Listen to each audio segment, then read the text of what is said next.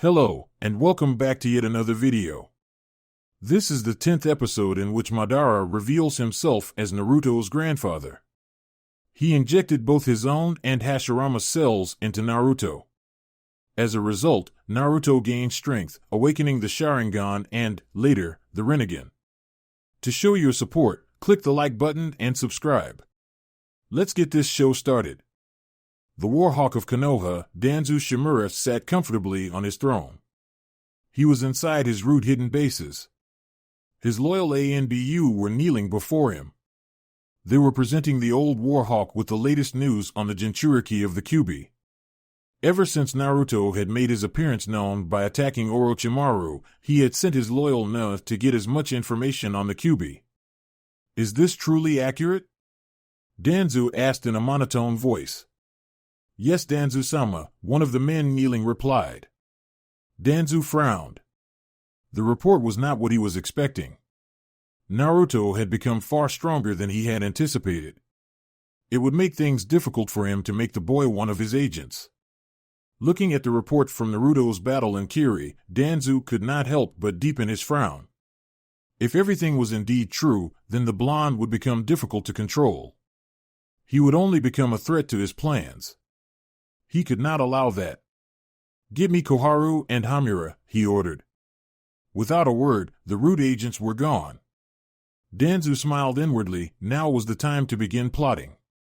Kiri heroes are born and are men who have done good deeds for their homes. They live to protect people they call their precious. It is highly unlikely for one to become hero for another country in the shinobi world. Every man fights for himself and every village for its own interest.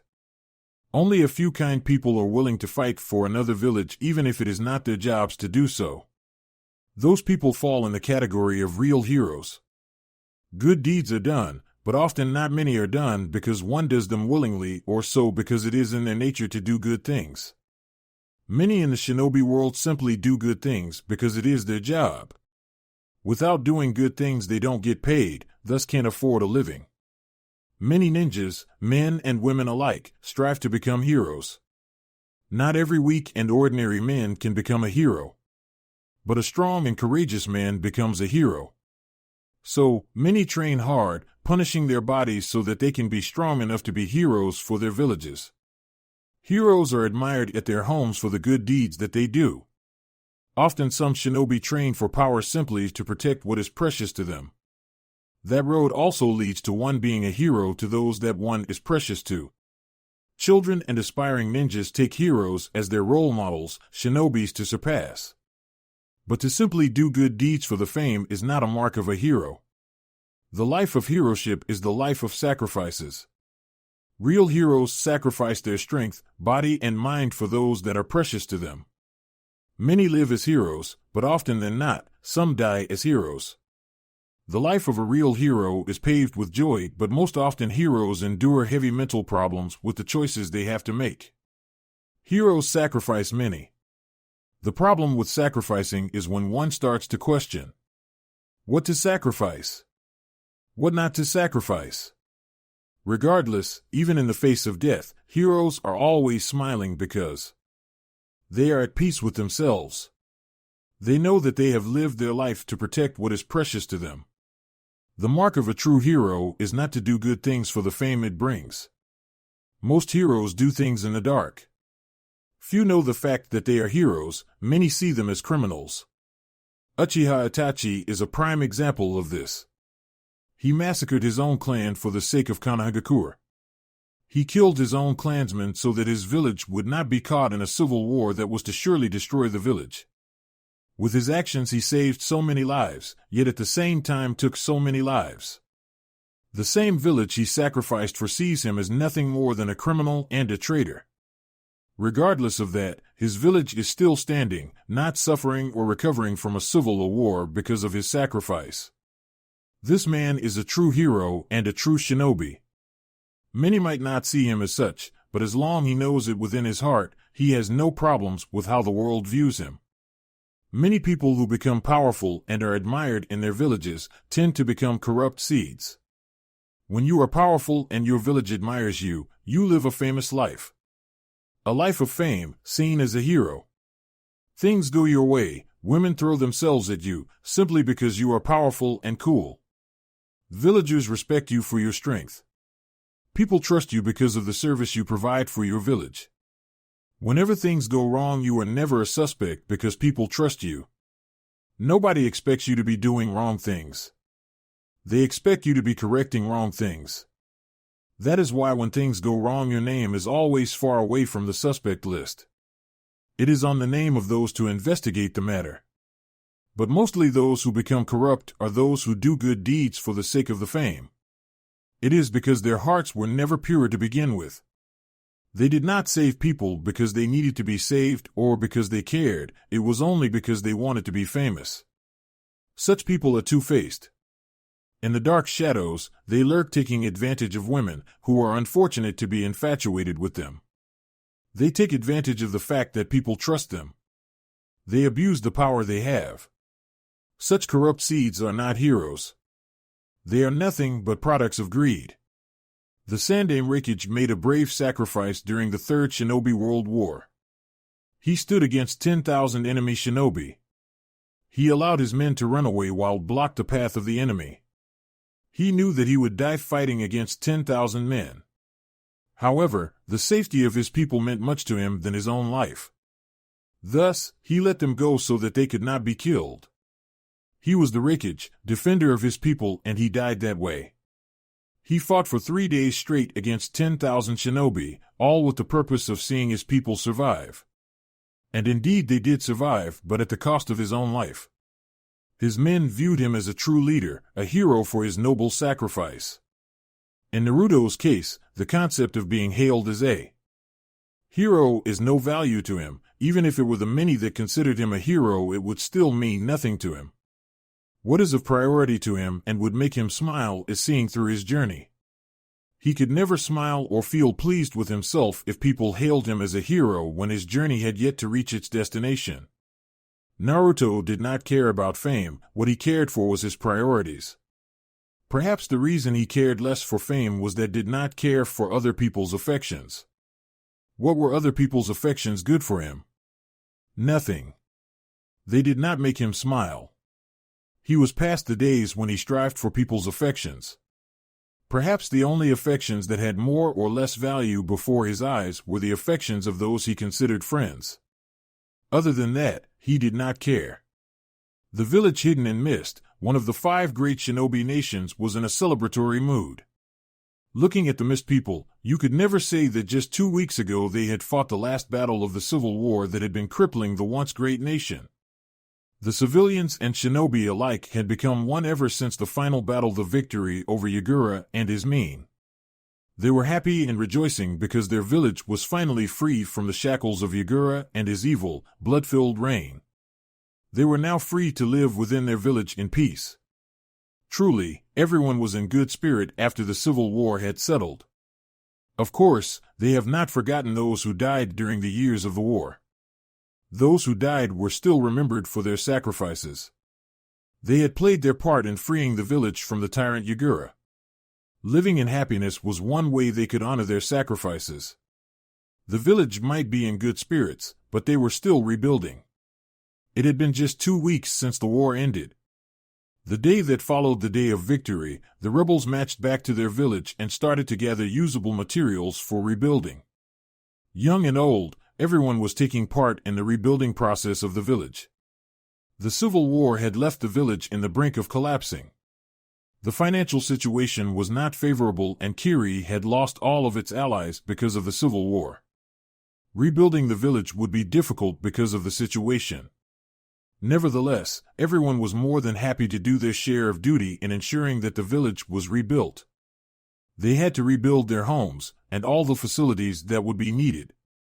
Shinobis used the jutsus at overtime to ensure that the process of rebuilding going at a fast pace. Mei Terumi was installed as the Godame Mizukage. She was their leader during the civil. She was the true choice to become the Mizukage. Her men had no problems with the fact that she was a woman. Woman or not, they accepted her as she was because they knew she was a good leader and the strongest amongst them.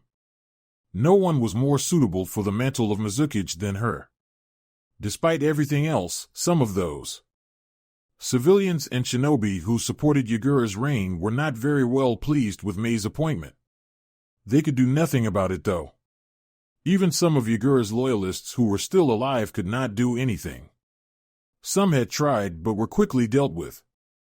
Others, who were tired of the constant bloodshed, accepted the change. It was the best option. There was a time that one reached in life when you become tired of fighting meaningless battles. Yagura had fought and lost, that fact had to be accepted. A new Mizukage was in place, a new one who did not follow Yagura's ideals. Mei had been persuading the remaining of Yagura's men who were still alive. She did not want any more fighting internally in the village. All she wanted was to rebuild the village and ensure that everyone lived in peace. That was her goal. More fighting and killings would only weaken the village's military strength further. They had lost enough shinobi already, it was best that they not lose anyone any further. Not even one. Of course, none of this would have been happening if it were not for Naruto. Kiri had gone on to hail him as their savior, hero of Kiri. Few have gone as to hand him the title of God for the strength he displayed during the final battle. He had showed them strength that they had never seen before. Because of him, Kiri had been freed. He basically won them the war by himself. A feat that was astonishing to say the least. Nevertheless, calling him a god was taking the praises too far. Even Naruto himself knew he was nowhere near to be considered a god of shinobi. He still had many years to improve. To say that Naruto was thrilled by the affection the rebels were giving him would be outright lying. To say that Naruto was grinning like a madman because the people were practically kissing his feet would be like saying Tsunade allowed Jiraiya to give her a massage. If anything was to be said, it was that Naruto was annoyed. He had no interest in people giving him thanks for saving them. He could never even get some peace because someone would always find him and annoy him. He did not care for the attention and recognition they were giving him. All he wanted was to be left alone so he could plan his next move. True, he had saved them, that did not mean they had to thank him each time they saw him. Mei had questioned Naruto about his reasons for saving the rebels. She wanted to know if the only reason he had joined the rebels was because he wanted to test his strength. The only answer Mei got from Naruto was a nod. Testing his strength had been his main objective of joining the rebels. True, what Yagura was doing was wrong, but that did not concern Naruto. It was not his business, thus he cared less for what was going on. The only difference with the issue was that Yagura was a Jinchuriki. Mei had reminded Naruto that he had also said he wanted to end Yagura because he was making Jinchuriki and Uchiha look bad. Naruto did not deny that being another reason for killing Yagura. He had been once a Jinchuriki and his mother was a Jinchuriki. They were Jinchurikis of the Kyuubi, and yet none of them turned out to be crazed, bloodthirsty monsters. His mother was kind and gentle despite being a container of a bijou of mass hatred. He was also alive and did not go around killing people simply because he felt like it. He placed his mother as a front of Jinchurikis. She was a symbol of how Jinchuriki should turn out to be. Anything less than that was unacceptable. Yagura was making Jinchuriki look bad. He was giving people a reason to call Jinchuriki monsters.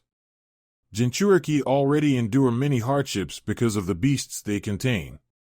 They may hold monsters, demons as people call tailed beasts, but that did not make them monsters. What Yagura was doing was making Jinchuriki look bad. He was insulting his mother's memory. That was unacceptable before his eyes. Gaara had been an exemption because he was just a lost child that needed guidance.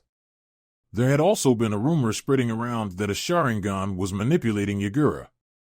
That being said, it made Uchihas look as bloodthirsty murderers because whatever action Yagura took was because an Uchiha was controlling him. Therefore, it was Uchiha's fault that Yagura was spilling blood. Naruto did not want such a rumor to be associated with the Uchiha. Itachi had massacred them to avoid something as bad. If he had not done what he did, the clan would be remembered as the once great clan that attempted a coup d'état. Naruto wanted the Uchiha to have an image of a great, prideful, and powerful clan.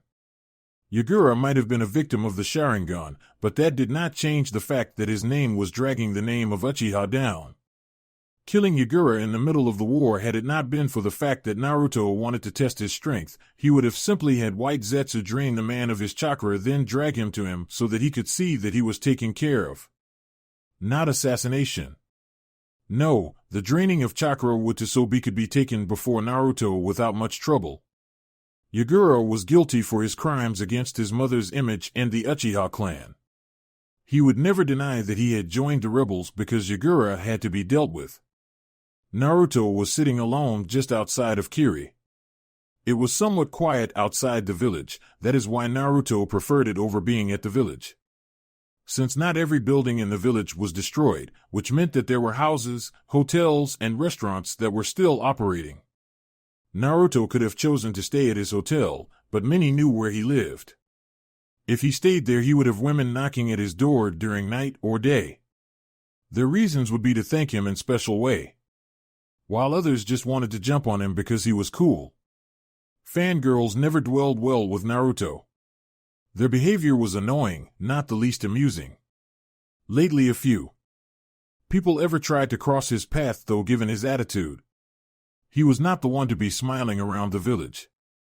People had become intimidated because he would simply stare back at them with his Sharingan. That put on the male population away from him. Unfortunately, that did not seem to work on the female generation. To them, his attitude only made him cool. Naruto was pleased with his own strength and what he could do. With years, it would increase and he would surpass all the legends in the shinobi world. Perhaps the one he would not be able to surpass would be the Sage of Six Paths, since he had no plans to collecting all the bijou and seal them within himself. However, with the Rinnegan and the Eternal Manjikyu Sharingan, he could attain a piece of the Sage's power. That was enough for him. He doubted that anyone in this age or generation would even come close to reaching the strength level Madara had. The current shinobi were a nuisance in regards to strength when compared to Hashirama and Madara. Perhaps even the Sandaime Reikage, the man did fight the Gyuki alone to a draw and suffering only one injury. He had an ultimate defense that no one could bypass, even the Gyuki's Baijuumida could not. However, Naruto doubted that the Sandaime's shield would stand against the Kyuubi's Baijuumida. Even in its imperfect form, the Kyuubi was still the strongest of the nine-tailed beasts. The Gyuki might have been second to the Gyuki in terms of power, but it could never defeat the Kyuubi even without half of its power. Naruto looked from beside him to see Zetsu right beside him. "I thought you might have been interested in keeping the Sanbai for yourself," Zetsu said, looking at Naruto. This was the first time they were speaking after the final battle. Zetsu had never appeared before Naruto. "No, I have no interest in the Three Tails. But, with the death of its Jinchuriki, it will take no less than 5 years for it to reform. With that much time, Akatsuki's plans will be put on hold till it reforms," Zetsu concluded, seeing now the reason Naruto did not extract the Sanbai from Yagura before he died. Yes, they have to seal the bijous in order. Without the Three Tails, they won't be able to move on to the Four Tails. Zetsu nodded. "What do you plan on doing with them? Are you going to hunt every member down?" "No," Naruto replied, shaking his head. "You will continue watching their movements and report when they make a move for Shikaku and the Two Tails. You are going to allow them to take the Jinchurikis?" "No, I will intercept them before they do, since you will be tracking their movements.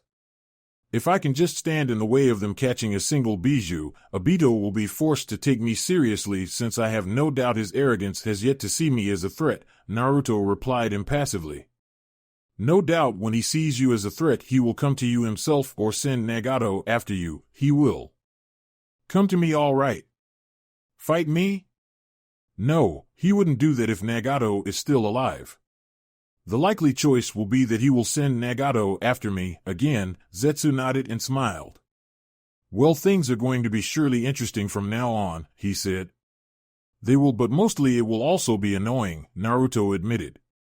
Since he was going back to Konoha, he would have to deal with the council and other things that he would rather not deal with. "I have something interesting you may want to know," Zetsu stated, making Naruto look at him. Jiraiya's spy network is really effective. He already knows that you are here and is on his way, Zetsu revealed. Jiraiya's spy network was indeed effective. He had more information in the Akatsuki than any other village and was able to find Naruto's location before anyone else could.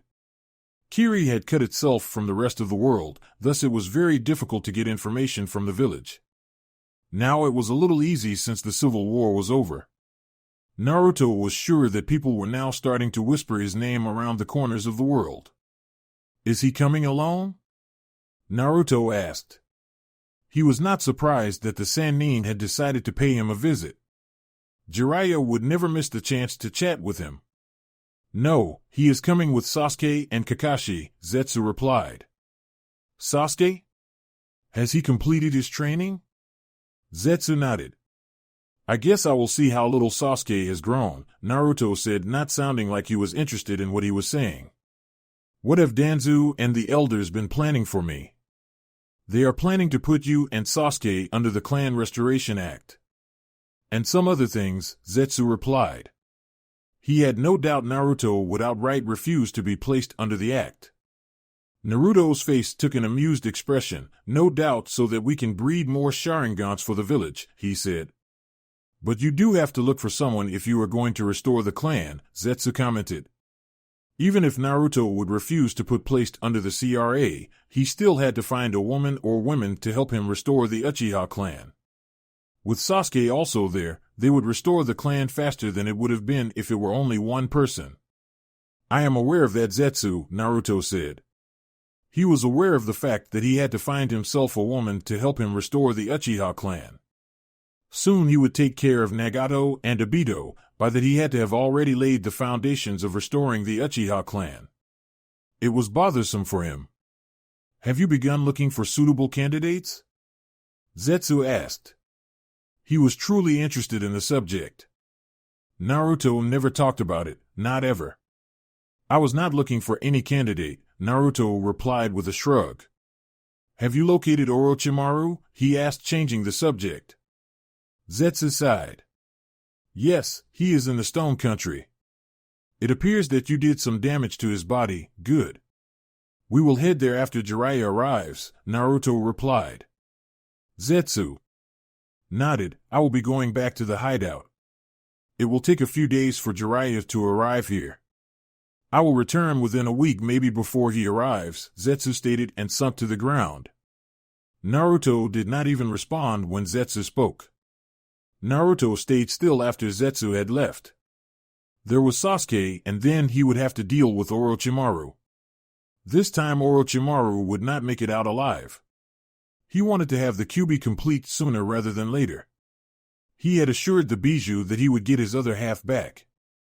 He would ensure that he got it back for the Bijou to be complete again. It would also make him feel better. He did like perfection. That night Naruto lay in his bed, eyes closed. He did not have much to do before he could go after Orochimaru. Relaxing for now until Jiraiya arrived would be best he could do. It would be amusing, though, if Jiraiya were to try to force him back to Konoha. There was no doubt the Sannin would bring up the subject of going back to Konoha. Naruto was not interested in going to Konoha now. He wanted to set a few things straight before going back to the village. A knock on the door snapped him out of his thoughts. He knew exactly who was at the door. It's open, he said. The door opened before being closed by Yugao. Naruto looked at the older woman with a ghostly raised brow. He had noticed that after the battle with Yagura, she had grown even more uncomfortable with just being alone with him. Despite her obvious uncomfort, she still went straight to his bed and sat on it. Naruto spoke first. You are a very good censor, he said. It had not been long since he returned, and she had already found him. She was always seems to find him wherever he goes. What makes you say that? Is it not true? Naruto replied with a question of his own. Yugao nodded. It was true, she was one of the best censors in the ANBU. She could not rival the Aburame and Inuzuka, but she was one of the best. You seem to rather like my company, Naruto stated. Yugao kept quiet, wondering where he was going with his words. Tell me you gal are interested in me, he asked bluntly with an impassive look on his face. Yugal felt her heart beat a bit faster than normal. She could not believe that he would ask such a question so bluntly. She knew he was straightforward, but for him to ask her that kind of question was unimaginable. What troubled her was that she could not say yes or no. Over the past weeks, she had taken a liking of him. She would be lying if she said she saw him as the same as she always did. He had grown considerably well, and was also handsome. It was also obvious that May had also taken a liking towards him. A fact that did not please her. The fact that she did not like it when May flirted with Naruto had her question what she thought of Naruto. Right now she did not know what she felt. When are we leaving here? She asked, changing the topic. She couldn't answer his question. Not because she did not want to, it was because she did not know what it was that she felt about him was. Jiraiya will be arriving here in a few days along with Kakashi and Sasuke. You will go back to Konoha with them, Naruto replied. If he had asked May that question, she would have definitely answered him without missing a heartbeat. The woman was straightforward with what she wanted.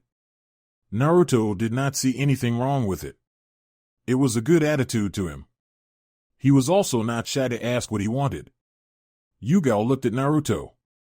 She was not going to ask him how he knew that Jiraiya was coming back to the village along with her senpai and Sasuke. If anything, Naruto was resourceful and seemed to know about everything. You are staying here? She asked. No, Naruto replied. I have some other things that I have to attend to before returning to Konoha. Oddly enough, Yugal felt relieved that he was not going to spend more time here in Kiri. May was too blunt with what she wanted, and it was a matter of time before she got her hands on Naruto. That was most likely not to occur since Naruto won't be staying any longer than he should at the village. There was also the fact that Naruto never seemed interested in her, or in women for that matter. How long will you take before you return to Konoha? Naruto simply looked at her. Why do you ask? Why? That question ran around her head. She could not say that she just wanted to know. There was another reason behind that. Nothing. Never mind, she said quickly, avoiding answering Naruto's question. As things were becoming a lot more uncomfortable on her, Yugal stood up. I will be going. I had just come here to check on you, she stated, and walked away without waiting for Naruto to answer. She knew that he was not going to say anything after her. It was always like that with him. Even if she said good night to him, he would not bother to respond. Naruto sighed as Yugal left. Women were complicated. They placed their emotions at a higher level. He would rather not have to deal with them since they were very emotional. Naruto did like dealing with emotional wrecks. It was not that he did not have any emotions. He had them like everyone else. He just knew how to control them and never allowed them to cloud his judgment. He was very good at hiding them. Naruto's hotel room morning came rather quickly than anticipated. But no one could complain. Complaining would be just a waste of breath. Once night gave way for day, it was done, nothing could be changed. Regardless of how you may wish for day to return to its rest, once it was its shift, day will always take over. Better waking up and accept that the day had come. It was not like any hour of the day had suddenly passed without count. All the hours had been lived. The thing was that people never got enough of the time given to them. Often they just waste it, and when it is late, they start using it wisely. Once a person starts to do things like that, he or she will always complain about not having enough time. Everyone has the same time as everyone. The difference is how we use our time. Some use their time to things that will benefit them even tomorrow, others focus on using their time on one-time experiences that will be lost as soon as the mind rests at the end of the day. Naruto never complained about not having enough time. There was always time, whether little or enough, time was time. One just had to find a useful and beneficial way to use it. Without using the time wisely, a person will always end up making rhetorical complaints. Naruto had already taken a bath and had breakfast. He hated hotels because his room only had a bedroom and a bathroom. There was no kitchen, the hotel provided food. Having spent much of his childhood by himself, Naruto was used to eating his own cooked meals. It did not feel right eating meals cooked by other people. He was also picky with his food, he did not just eat anything. In his younger days he had always almost exclusively ate ramen only, these days he ate food that was healthy to his body. He ate food that was not only delicious, but food that was welcomed with open arms by his body. Naruto was wearing his armor, but his gunbai was safely leaning against the wall. He liked wearing his armor, he felt comfortable wearing it. It was also useful here in Kiri as it shushed unwanted attention away from him. The armor added with his Sharingan and impassive face gave him a bit more fearsome look. Only a few would come to him in hopes of sharing a few good laughs with him. Disappointment awaited them though. He was about to open his door and leave the room when he heard a knock. Using his senses, he searched for who it was and sighed quickly upon finding out who it was. He opened the door and Mei entered inside the room. She went straight to his bed and threw herself there carelessly. She looked worn out like she had not slept the whole night. Naruto merely stood at the door and watched the woman. She mumbled something under her breath. Naruto did not catch it, but did not bother to ask her what she had said. Finally, Mei shifted on the bed and looked back at Naruto. Being Mizuki is so tiring, Mei all but whined. There is just so much paperwork to do and I have to balance the funds distributing equally so the process of building goes through smoothly. I did not even get some sleep last night. Naruto's expression never changed. However, he was amused by Mei's antics. She was whining like a child, but he did not show that on his face. A ghost eyebrow simply rose up. I would imagine it would be challenging. But I thought you knew that beforehand you accepted the mantle of Mizuki, Naruto stated. He was still standing at the door. I knew I would have too much work to do due to Yagura's actions, I just did not think it would be this too much work to do, Mei replied. I don't even have time to do anything else these days. I am always hooked up on my paperwork, council meetings. It ID all too much for my mind, she said, caressing her temples. You are a strong woman, I am sure you will do just fine, Naruto gave a rather rare comment. Mei smiled brightly, those are the first encouraging words you have ever said to me, Naruto. Naruto raised a brow. Does that surprise you? Yes, Mei replied with an honest nod. I just never thought you were capable of saying those words. I have never seen you encouraging anyone ever since you came here. Deciding not to comment on that, Naruto spoke, I was on my way out. You can rest here if you please, he said. That's rude. I came here to visit you and you are just going to leave me here because you were on your way out. Your visit is acknowledged, Naruto replied, opening the door. Naruto, wait. Mei called, rushing over to him. They walked out of the hotel room and walked within the streets of Kiri. The villagers were busy with their everyday activities. Others were just minding their own business. The village was lively, if one could say. Upon seeing Naruto walk with Mei by his side, they smiled brightly and waved their hands at them. Of course, Mei was the one returning the hand waves, as Naruto just walked like he was not seeing the gratitude people were giving him. Does it hurt to smile or wave back at them? Mei said. Naruto never once smiled to her people when they were greeting him or waving their hands at him. The only time he even seemed to acknowledge their actions was the day of the final battle and the day after the battle. Since then he never smiled or seemed happy to be hailed as a hero to the village. No, but it is not necessary since I have already done that, he replied with a nonchalant shrug. Not necessary? Their reasons for being kind to me are for that I saved them. I have already acknowledged their thoughts and it would be pointless and a waste of my energy for me to walk about the village waving my hands to everyone every day. Mei sighed and decided not to say anything further. They continued to walk further in silence. They just walked seemingly to an unknown destination. Walking around the village, Mei had to smile at her unite her people were, well, most of them. She just hoped that they could maintain the unity even after the village recovers from the civil war. After they finish rebuilding, they would have to start taking missions. This meant that Shinobi will no longer be running around the village as they would be busy doing missions. Now was the only time which the civilians and the Shinobi would bond. Mei was glad that they were doing exactly that, bonding. It's a lovely sight, isn't it? Mei said with a bright smile looking around the village. Naruto just nodded. Silence was conceived again. Mei was the one to break the silence. When are you going to leave? In a few days, Mei's smile dropped for a second. She knew he was going to leave soon, but she did not expect him to be leaving so soon. Well, it had been a month since he came into the village. I was hoping that you would stay a bit more. You will be returning to Konoha? No, where going to? Perhaps I can run away with you. Stone Country Mei raised a brow looking at Naruto. What are you going to do there? I'm going to take care of some business, Naruto replied without giving info on what he was going to do at the Stone Country. Mei decided to nod, getting that Naruto was not going to tell her anything. The two walked in silence again. They walked towards the training grounds, west side of the now rebuilt Mizukage Tower. The training ground was vacant. Just what Naruto wanted. He was not going to use the ground for training. He wanted to sit down and relax away from the noisy village.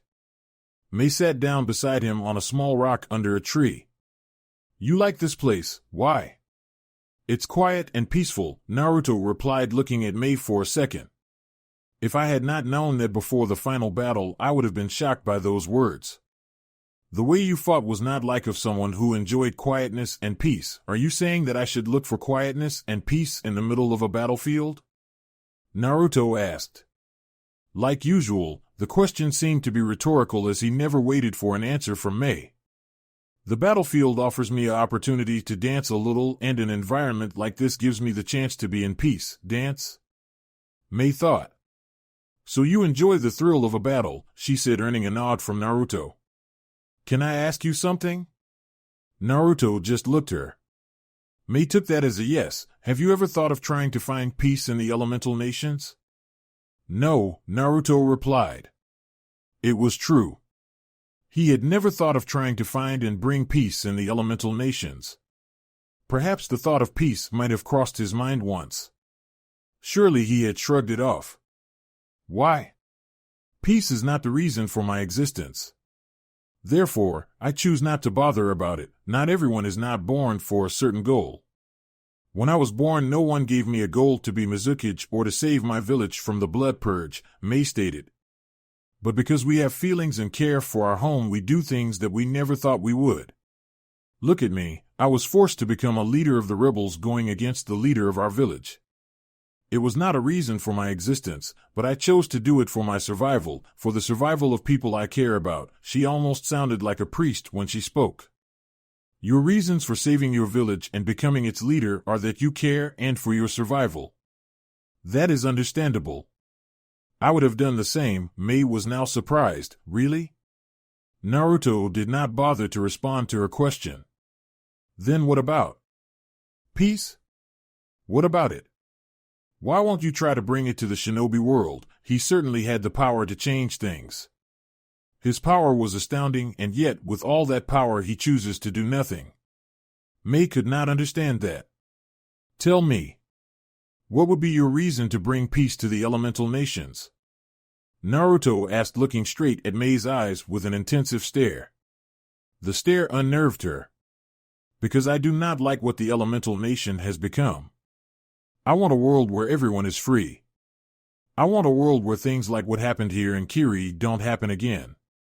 Another reason would be that I care about the world. Naruto continued staring at her. Mei stared back without flinching after answering his question. How noble of you, he said. It sounded sarcastic, but Mei could never really tell. She was not sure if Naruto even knew the meaning of sarcasm. So why do you not bother to think about peace?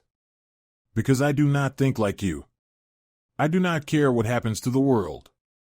I'm not saying I do not see how corrupt it has become. It is just not of consequence to me. I do not fear evil or the corrupt. I can always remove them at any time I choose if they become bothersome to my cause, Naruto replied. Mei looked at Naruto and sighed. You know, so many people wish they had the power you have. Not for evil, but for good intentions. Yet, you have the power, but you choose to do nothing. Nothing more was said. Naruto knew that Madara wanted peace in his own unique way. That was the main objective of the Moon of the Eye plan. The problem with it was that Madara wanted to take people's free will doing it. He wanted to take away people's reality and put them in an illusion. When he was still little, he had believed that Madara just wanted to rule the world. Naruto could see the flaw in the plan, taking people's free will. Perhaps if Madara had instructed him to continue with the plan at his younger days, he would have agreed to do it. But now, he did not know if he could. Taking people's free will was not something he found himself capable of doing. Naruto had also concluded that the reason Madara had even thought of the plan was because of his god complex. Before casting the infinite Genjutsu, he would have to become the most power being, Jinchuriki of the Ten Tails. With all that power, Madara had thought of casting the Genjutsu as he would be superior to everyone. 2 days later, there is always a journey, a path which one has to take simply because we exist. Our existence and the impact of it is valued by the kind of life we live and the choices we make. One cannot be a great person if he does not make the choices that are to be made by a great person.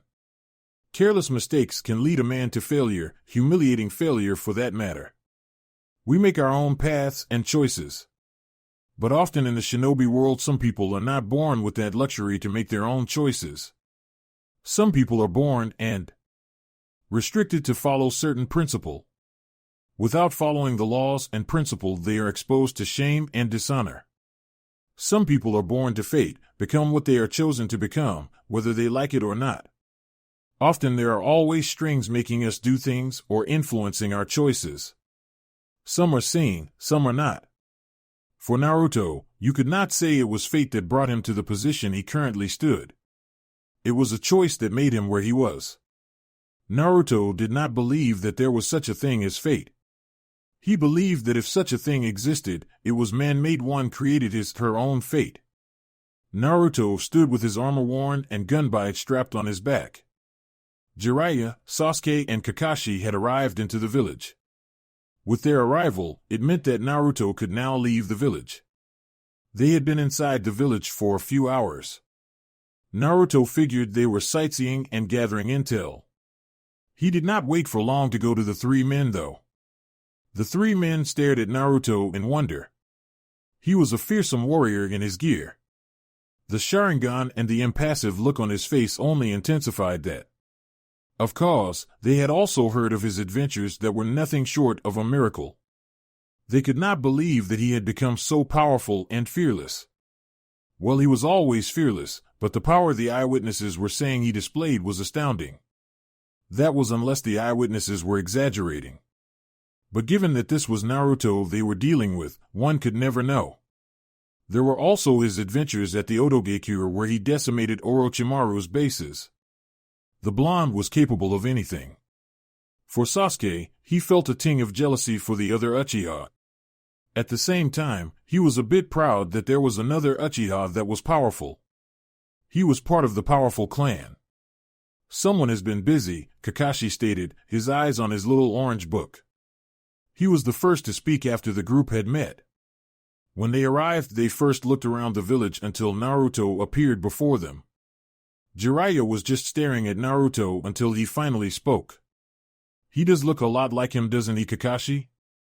Hi, Kakashi replied, his eyes narrowing at Naruto. Just imagine what would happen if he had black hair. The elders would probably freak out and call for his execution, Kakashi commented. Naruto looked at Sasuke. The Uchiha seemed different and he could tell he had improved his strength. Kakashi has trained you well, Sasuke, he stated, ignoring Kakashi and Jiraiya's conversation. Sasuke just nodded. Kakashi this time had trained him with all his might, unlike when he was still a genin. And you have become strong, Sasuke stated. Yes, I have, Naruto replied. His eyes morphed into its EMS form. Tsukuyami, he muttered. World of Tsukuyami. Sasuke found himself in a familiar place, the same kind of place that gave him nightmares in his younger days. He looked around and saw Naruto, looking at him with a calm expression of his face. It appeared that he was not going through another torture session. The thought made him sigh in relief. "I see you remember this place," Naruto stated. "It is not so different from what Itachi did to you. But I did not put you under this illusion to harm you." "I figured that much," Sasuke stated, looking back at Naruto. "You said it before that you and I are like family. You are correct about that. You and I are the only Uchihas that will give birth to a new generation of Uchihas. But for that to happen, you and I must be willing to work with each other. Don't you agree?" "I agree. That was why I even bothered to go talk you after the Chunin exams," Sasuke stated. Naruto nodded. "That is what I wanted to hear. I believe that you will be going back to Konoha when you leave here. What I want you to do when you go back is to go to Tsunade or the council and tell them to return every Uchiha property and money that was confiscated after the massacre. Do not take no for an answer, is that clear?" Sasuke nodded with a smile. He was liking how Naruto was thinking. "Also make sure they give you back everything. Some scrolls were taken from the library, get them back. When everything is done, I should be returning. Then we can begin rebuilding the compound. If they refuse to give me what is ours—" "Sasuke, since when do you take no for an answer?" Naruto said with a small smile. Perhaps the first time he ever smiled to Sasuke. Sasuke smiled too and let loose of a chuckle, "Perhaps never. But you do know that they can be difficult sometimes. If everything is not returned when I return to Konoha, then we will just have to make them see reason now, won't we?" Sasuke nodded with a smile. With everything now said, Naruto canceled his technique. End world of Tsukuyomi. The change in Naruto's eyes did not go unnoticed. However, no one was willing to ask anything about it. "Before you leave, look for Yugao. She is somewhere in the village," Naruto stated, looking at Kakashi. "She is here?" Kakashi questioned. Naruto did not respond. He turned his back on them to leave, only to be stopped by Jiraiya. "Where are you going?" Naruto turned around and looked at Jiraiya. "Where I wish to go," he replied. Jiraiya was cut off by Kakashi. "Aren't you going back to Konoha with us?" Kakashi asked. He knew that if that was Naruto's first answer to Jiraiya's question, it was not going to change. He had spent more time with the blonde than Jiraiya. So between the two of them, he knew him best. "No," Naruto responded. "I have other business to attend to." "What business?" Jiraiya asked with narrowed eyes. "You are interrogating me, Jiraiya," Naruto stated. "I don't like that," Jiraiya snorted. "Listen here, Gaki, Haim and the elders gave me an order to make you return to Konoha. The fact that I still wear the leaf headband should be enough to make understand that I'm still one of you. As for you orders, I don't care about them. You can always tell them that you failed." Jiraiya was about to yell something when Yugao appeared before the group. She smiled brightly upon seeing her senpai. She went on to hug him. Kakashi returned the hug with a smile. "What are you doing here?" Kakashi asked. "Long story, senpai," Yugao replied. Jiraiya looked at Yugao for a moment. "Yuzuki Yugao. You have been missing from Konoha for about a month now," he stated. Tsunade had given him a task to look for her and her squad, which had been out on a mission but never returned. What he was able to find were bodies of her comrades, nothing about her. "Yes, that is true. I will explain about that later," she replied. "I assume that you are trying to make him return to Konoha," she said, earning a nod. "Don't bother, he won't budge." "What?" "I am a Sannin. I will take him by force if I have to," Jiraiya stated confidently. "With all due respect, Jiraiya-sama, the fact that you are a Sannin means nothing to him. He does not care if you are a Sannin or not. Believe me.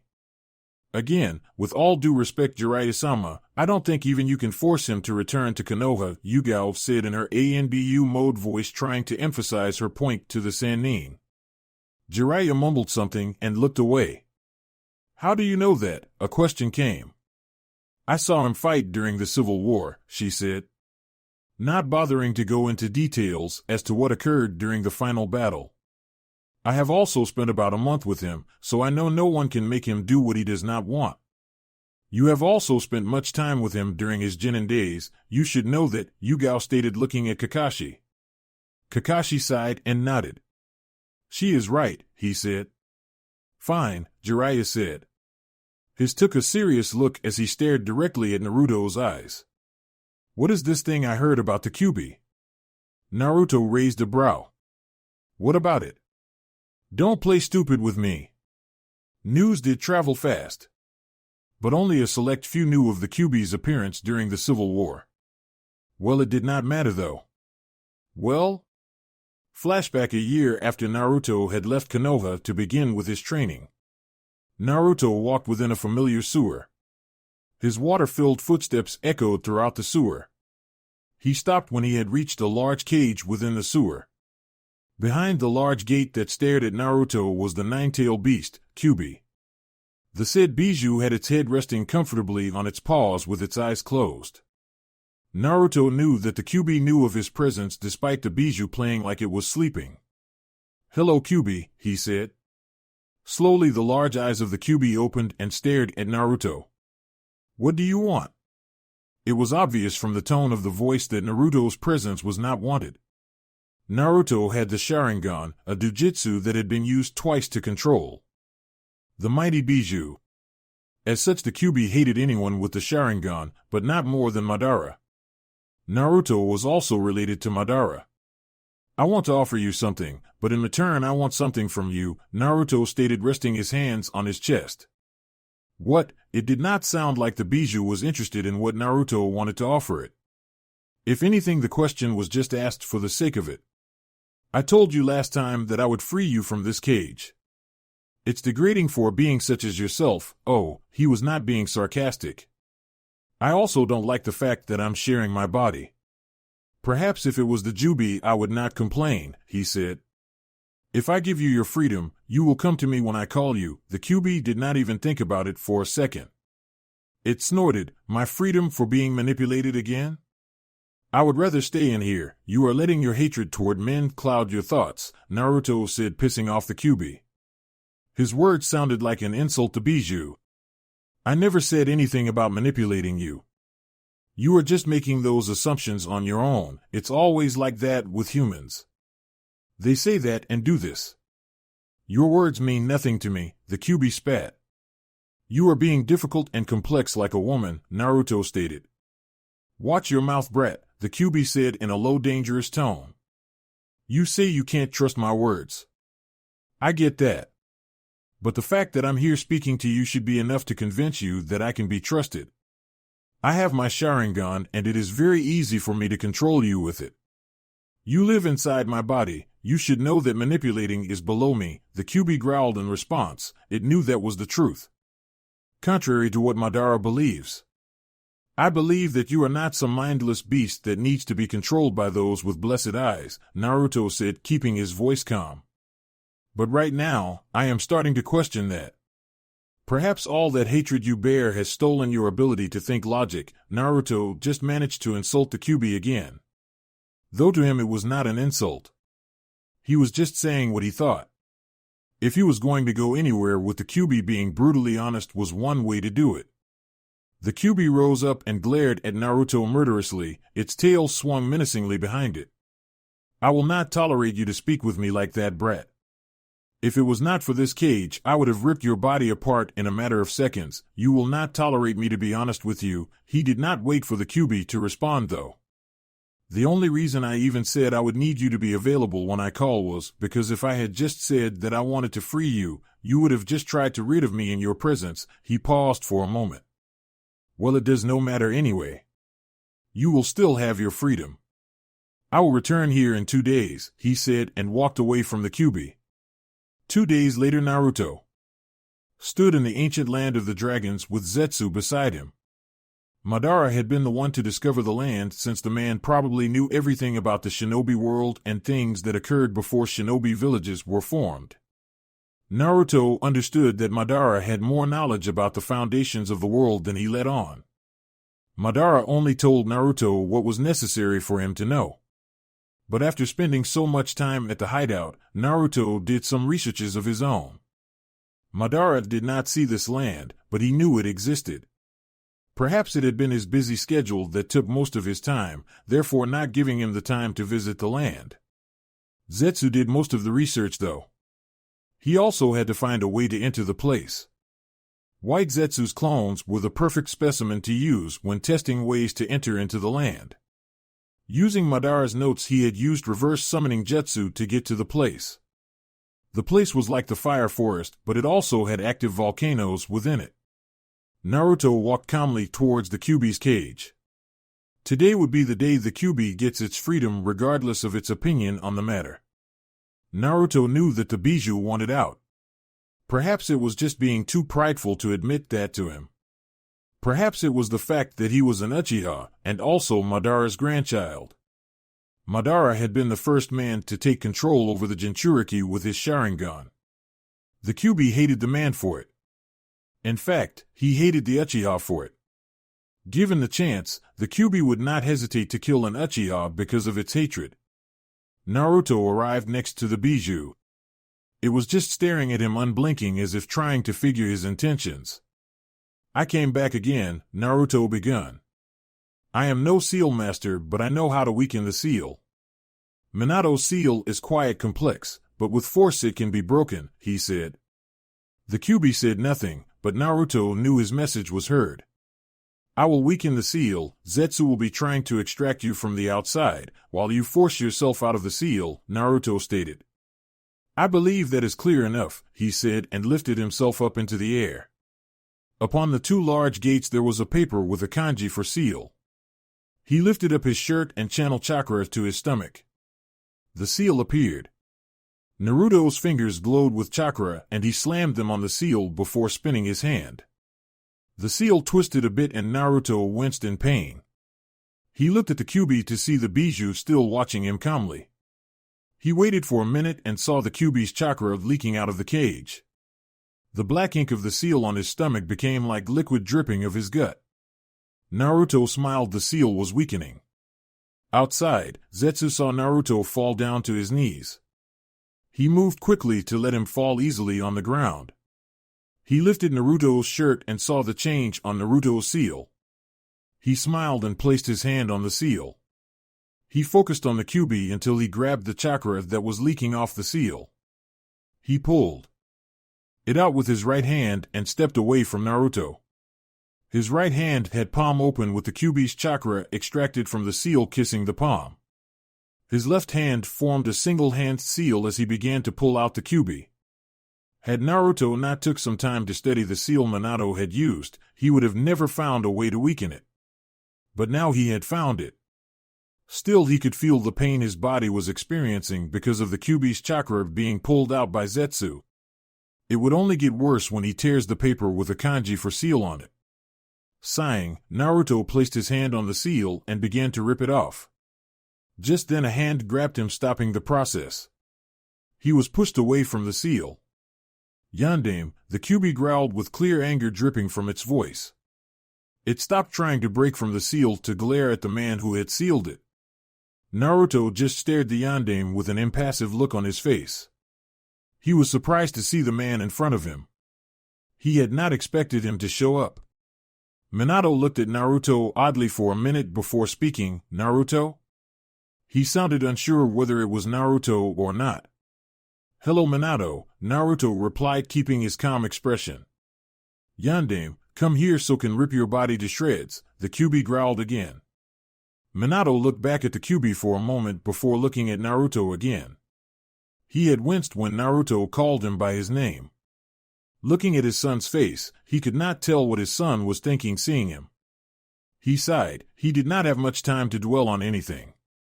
"Naruto, why are you trying to break the seal?" he asked.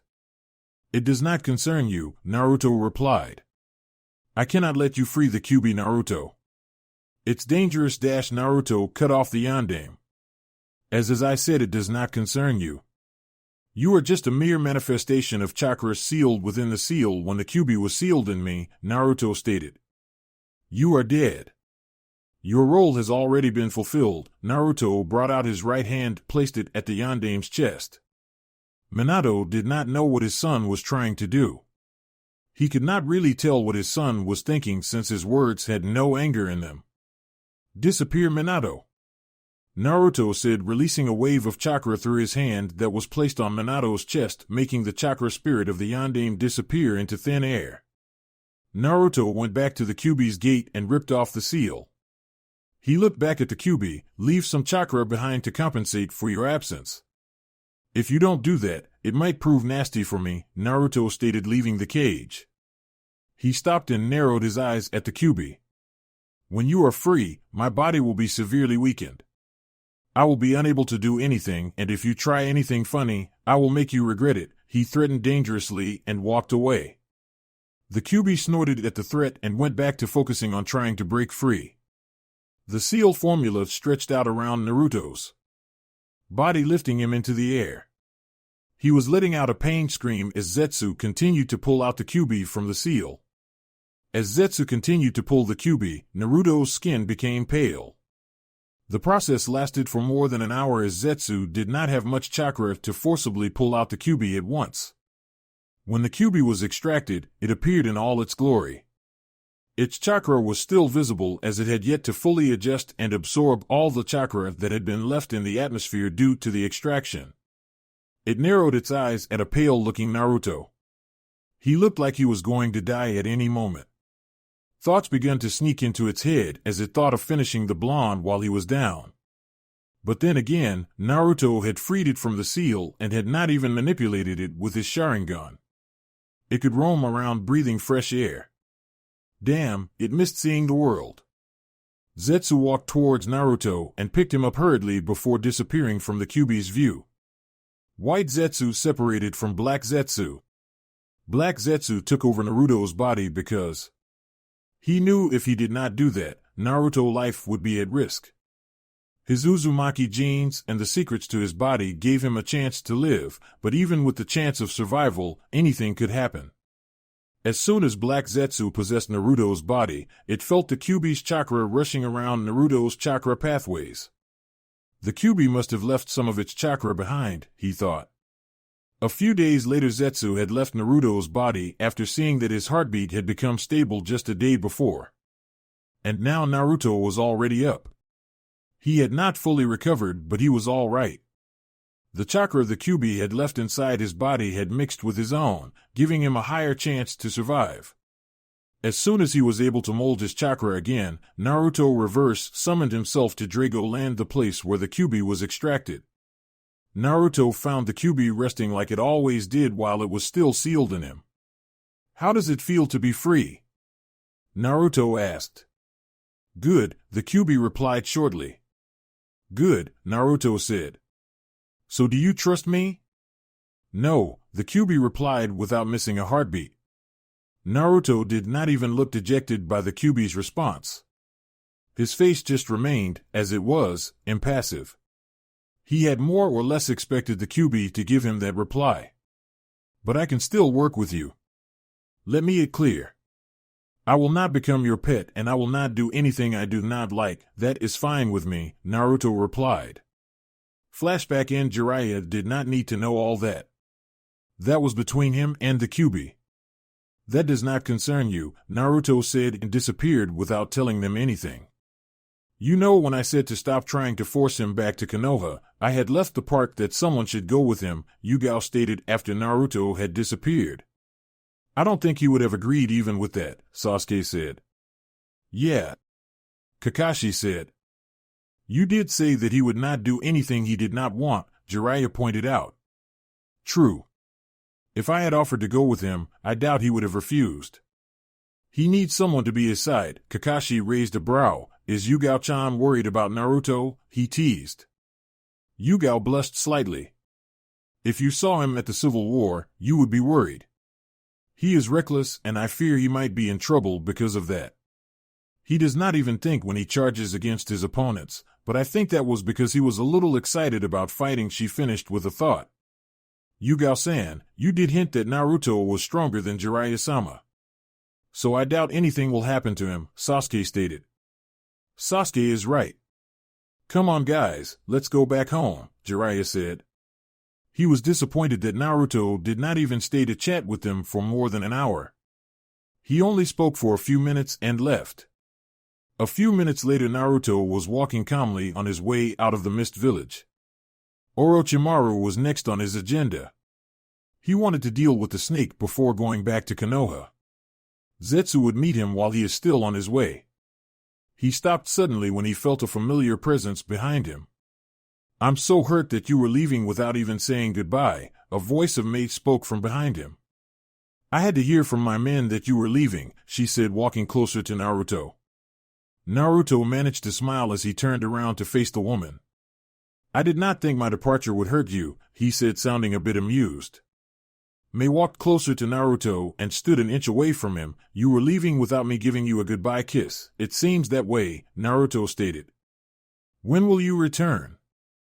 I have no plans in returning here, Naruto replied, looking straight at the woman's eyes. Mei leaned closer to Naruto and stared at his eyes. Their lips were just a breath away from making contact. It seemed like eternity as Mei stared into Naruto's eyes. Mei closed her eyes and moved her lips towards Naruto's. They made contact. Mei was afraid that Naruto would not kiss her back. She felt relieved when Naruto got hold of her warm and soft lips for a moment before pushing her back. Naruto smiled at Mei. Mei had never seen a smile like that from him before. It brought warmth to her heart. Goodbye, Godame Mizukage, he said, and disappeared into the mist. That's it for this video. I hope you all enjoyed the video. Don't forget to like the video, subscribe to the channel, and follow me on my other social media accounts. Anime God here, and I'm signing off.